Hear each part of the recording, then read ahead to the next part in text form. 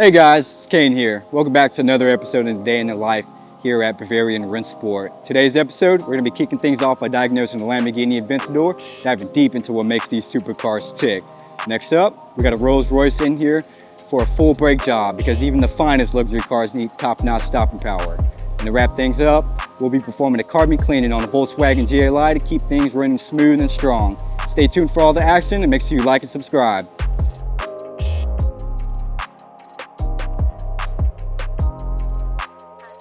Hey guys, today we are working on a beautiful 2012 Lamborghini Aventador, and we are performing an AC diagnostic on the vehicle. As you can see, we currently have the air conditioning Freon machine hooked up to the vehicle. We're checking the Freon level of the vehicle, also inspecting the system, making sure there's no leaks. Also, we're going to be checking the AC compressor to make sure that the AC compressor is properly functioning and turning on, allowing this vehicle to get cold. So we'll let you know what we find during the diagnostic. Some signs of failure are number one, that the system will not blow cold. So right now the system is blowing cool but not ice cold. That could be a sign right there, as long as the Freon level is at the proper level, that the AC compressor is not properly functioning. Another sign or another cause of failure could be the pressure switch controls the cycling of the AC compressor. So that switch can also be failed. So we're going to be looking into that as well. Common things that do fail are the AC condenser. The AC condenser can develop a leak, and if it's losing Freon from the AC condenser, the Freon level will drop. Not properly having the proper charge of Freon in the system will cause the system to blow warm. The Freon level is good. The power going to the AC compressor is good. Pressure switch was replaced, so this lets me know that number one, the compressor is failing, and or possible fan issue. But as you can hear, the fans are working. It starts to blow cold and then it goes lukewarm. So it's telling me that the compressor is not properly cycling. I mean, they got 12 speed settings? Jeez. My BMW don't got that. It's just blowing 70. It should be at least 50 degrees Fahrenheit. I'm going to go ahead and recommend to replace the AC compressor. Oh, man, that is not easy getting in and out. They went ahead and gave the approval to replace the AC compressor, so we're in the process of removing the refrigerant from the system. Next, after that, we'll be removing the bracket for the AC compressor along with the AC compressor, and then installing all the new equipment with pulleys and drive belt, and making sure this baby blows below 50 degrees. What is this part right here you're removing? It's the receiver dryer. It's like a filter for the Freon. And when these break, is it due to age, temperature? Is it just like time? It's just, can't call it. Just happens. Yeah. So now that we're done in the front, why are we taking this part off? We have to drop this panel to access some of the bolts. Also, get to the underneath of the bracket that needs to be replaced. Very heavy panel. There we go. Man, these tires are thick. It's like two of my hands. Now, have you ever found any like crazy animals in a car before? Found many, especially working in New York City. Giant rats, dead ones. Now, be for real and don't exaggerate. How big are these rats? I can't even imagine seeing At least a foot long. Oh. Not including the tail. With the tail? Oh. Pulled one out of a 911 once that was just nasty. The car sat for 6 months. And the rats made it their condo. The whole tunnel, so think of this panel here, just filled with garbage, bones, you name it. It was in there. You want to talk about what you find in a car? I've got a pet named Giovanni. I found him in a car. In your experience, what's the craziest animal you found in a car? Rodents are generally what it is. You're not going to find much anything crazy other than rodents. The rodents, the reason why a lot of rodents like to come into the car, one, because of warmth and shelter. The other reason why is a lot of the electrical components are made with a animal fat as a coating. So all your wires are coated with a native animal fat. So that attracts them to it, the smell and the heat and the comfort of a car. They go in there and they go to town and start chewing on stuff. We don't have that problem here at Bavarian because we have 2 cats that run the whole place at night to make sure there's no rodents doing that. And during the day, this man right there holds it down. The goodest boy.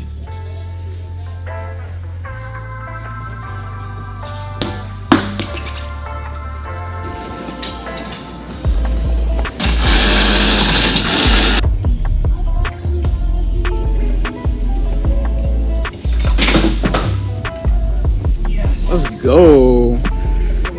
Let's go.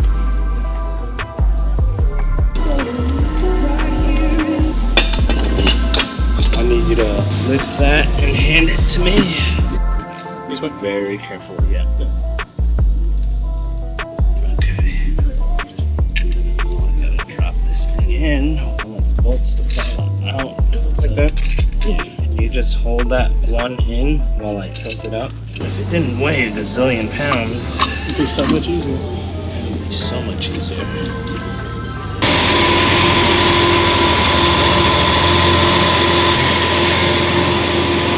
So the air now compared to when you first got the car, like how drastic is it? Oh, it wasn't even blowing any kind of cold air. We got 46 degrees coming out the vents, which is very solid. Would you say that these cars, outside of regular maintenance, are reliable?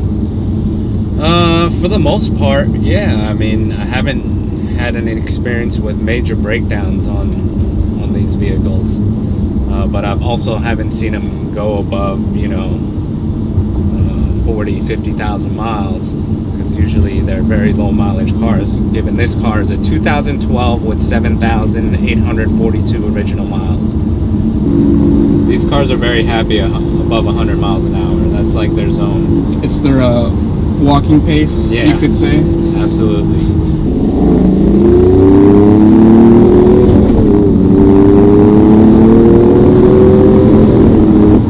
One thing about this car though, it drinks gasoline. Like slurps it up. Oh, I'm sure you can see it going down As you're driving. You give this thing gas, you see that needle go down. But if you're buying this car, you're probably not really worried about fuel. Not at all.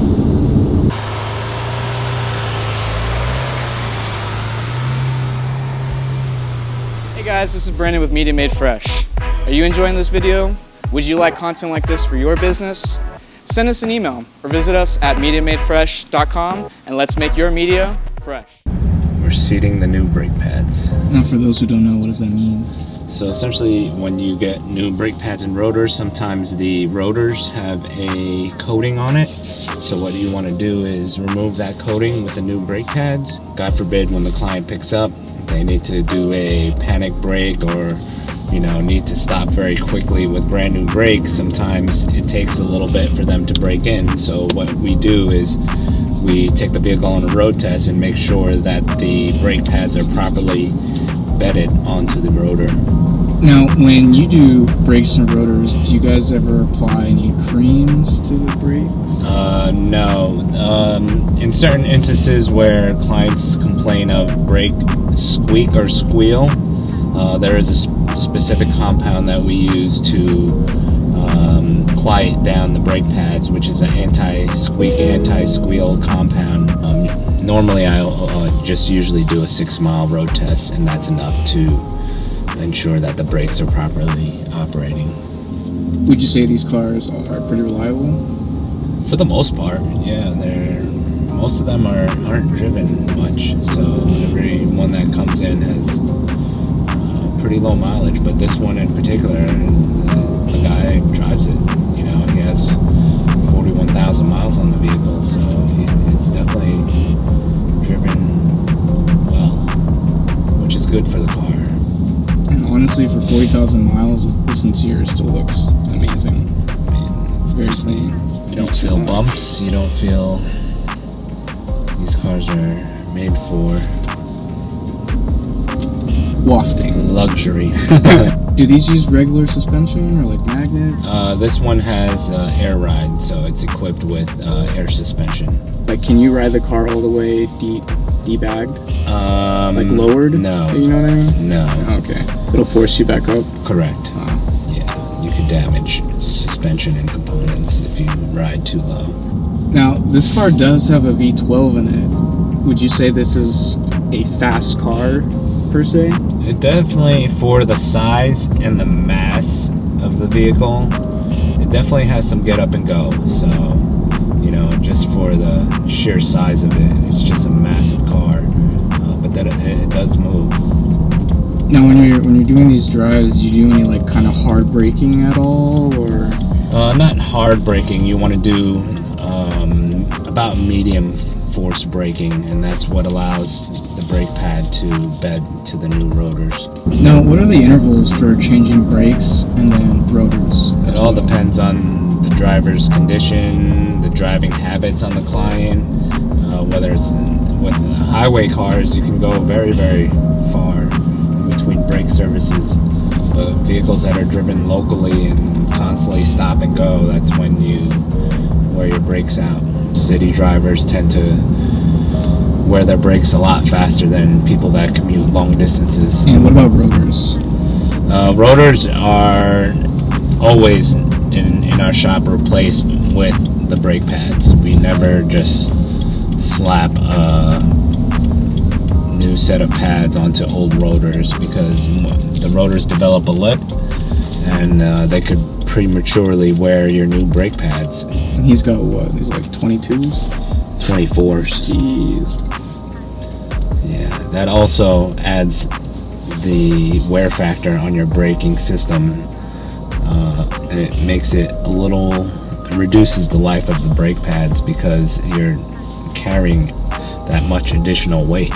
You know, I'm not sure what this car was spec'd to, but I believe it's like 20 or 21 inch wheels, and you know, he has 24 inch, so just more mass, more weight, you know, not just a wheel and tire.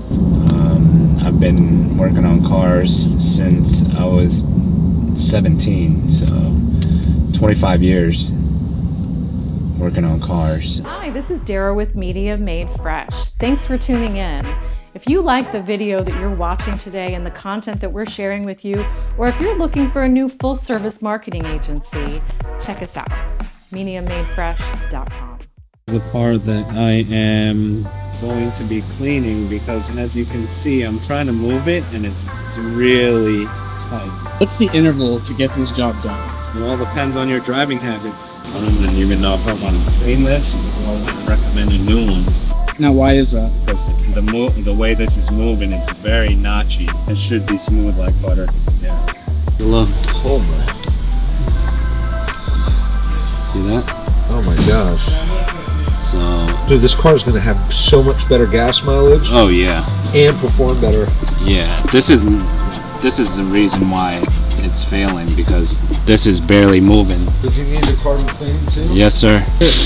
What are some signs of a car that has a lot of carbon buildup?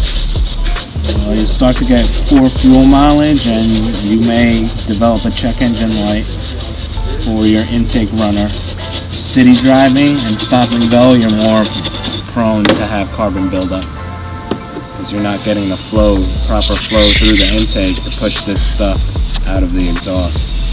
Oh yeah, they were black. Side by side. Oh yeah, that's night and day. So you're using liquid moly valve cleaner. Why use this over anything else? It does a great job at breaking down the carbon.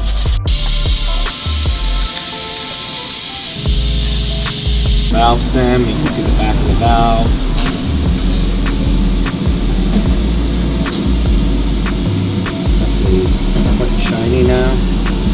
versus that.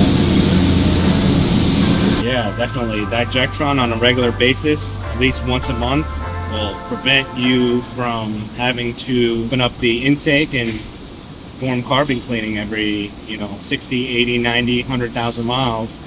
Digecron helps to break down the carbon through the fuel system as it's escaping. We're waiting for the intake manifold. We're waiting for the intake manifold to come in tomorrow. Can't be cleaned. It's got way too much carbon buildup in it, so we're gonna put a brand new one in. Hey guys, Chris here. We are working on this Volkswagen Jetta GLI. We have the intake manifold off, and right now I'm in the process of swapping over all the parts that need to be swapped from the old manifold to the new one. As we have already done the carbon cleaning, now it's just reinstall the intake manifold and all the supporting parts and test. So the old manifold, which is this one, had a failure in the intake runner flaps, which are these guys here. They are actuated by vacuum control, which is this little doodad. Gets vacuum, opens, closes the flaps. As you can see, there is a bunch of carbon in there. That's from, this being a direct injection engine, and they're notorious for carbon buildup. So we're gonna replace it with a fresh new one. Here's your new hotness. Flaps clean, intake manifold runners clean, diaphragm and solenoid intact.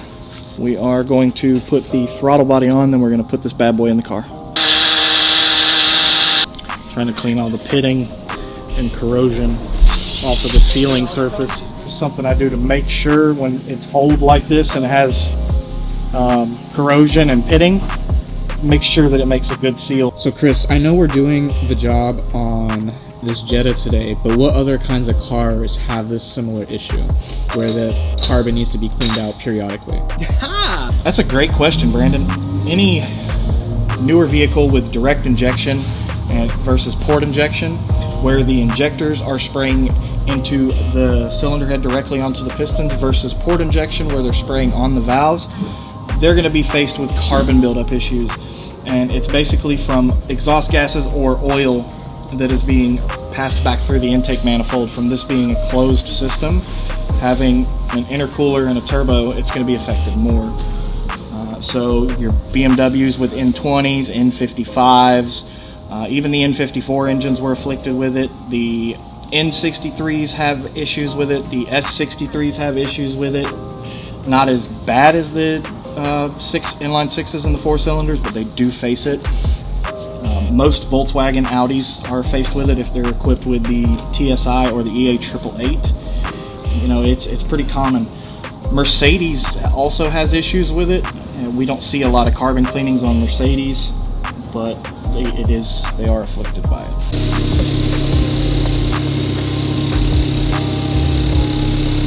Alright guys, so we just finished wrapping up this Jetta project. We did a carbon cleaned on the intake valves, and we replaced the old crusty intake manifold. So as far as our final checks, I have started the car and let it idle to make sure we have no fuel leaks, no air leaks, no fault codes that pop up immediately. We're going to enjoy some of this man's AC. So Chris, what kind of things are you looking out for on the road test? Any warnings, any rough running. Mainly we're driving to make sure that the engine runs smoothly, no getting misfires, the wheels don't do anything weird because we had them off, and we're bedding the brakes. Seems to be running good, driving smooth, no check engine light, no warnings. And about how long is this road test usually? So anytime we do a major repair, this isn't necessarily a major repair, if you will, but anytime that we have significant parts off of a car, like the intake manifold, brakes, tires, things like that, we like to take our cars on at least a 10-mile drive with multiple key cycles. That way we can make sure that if there's any fault codes that are going to present themselves, they present themselves while we're operating the vehicle. In this case, we had the intake manifold off. We had multiple things unplugged, fuel lines disconnected, things like that. I'm certain that I plugged everything back in, but you know, cars are nuts and bolts. So when you take things apart, sometimes you upset sensors, you upset modules, things like that. Even if you clear the faults, you may run into an erroneous fault coming back. You know how the older Lamborghinis had that gated shifter? I want my shifts to feel like that. Like I have to, oh my god, get it in there.